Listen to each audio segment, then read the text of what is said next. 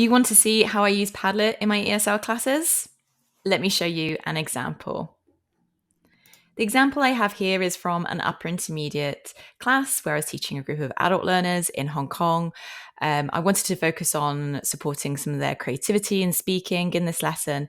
And the aim of this lesson was to help them to discuss who they'd most like to have a one-to-one conversation with, whether it's somebody living or past, celebrity or family member or friend, and their reasons for their choice. I used the scatter template for my board in this case, and it's enabled me to pin different media, whether it's a GIF that I can search and pin within Padlet itself, or links to other resources that I wanted to use, such as my Quizlet flashcards, YouTube video, and you can see I've also got a Word doc, and I've just used the text input for this one here.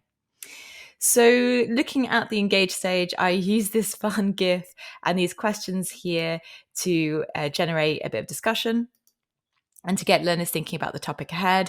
This caused a good giggle and got them relaxed and got them thinking in English and talking in English following the break time. So this worked really well.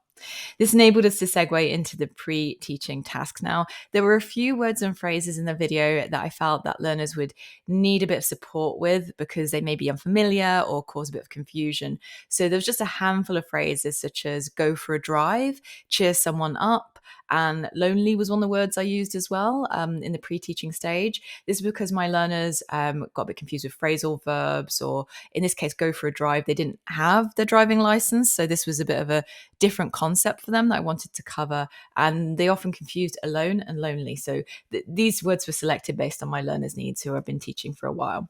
This was really good to set them up for success, and I'm really glad I made this decision. And I also include this fun Word doc word puzzle. Well, it was fun for my learners. It may be a very simple idea, but it worked really well just to consolidate those new phrases, get them talking to each other, and create some space for questions and for them to have a go at using these phrases and recycling them, just so I could just ensure that they were ready before we moved on to the video itself.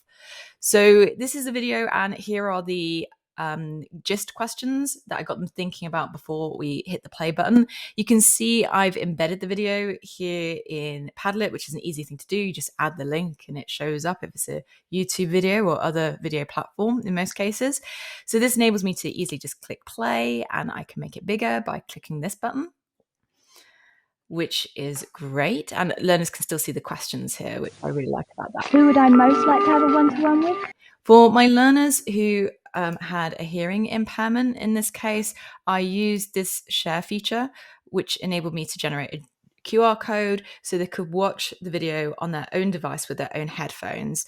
Normally, I would use the closed captions on videos, but this is quite an old video and the closed captions aren't that accurate. They actually cause a bit of confusion. So I didn't use the captions in this case, and I opted for this alternative. And it worked well for my learners. They felt they were supported and they were able to engage in the material as they were able to hear it on their own devices that they brought to class. So that worked really well.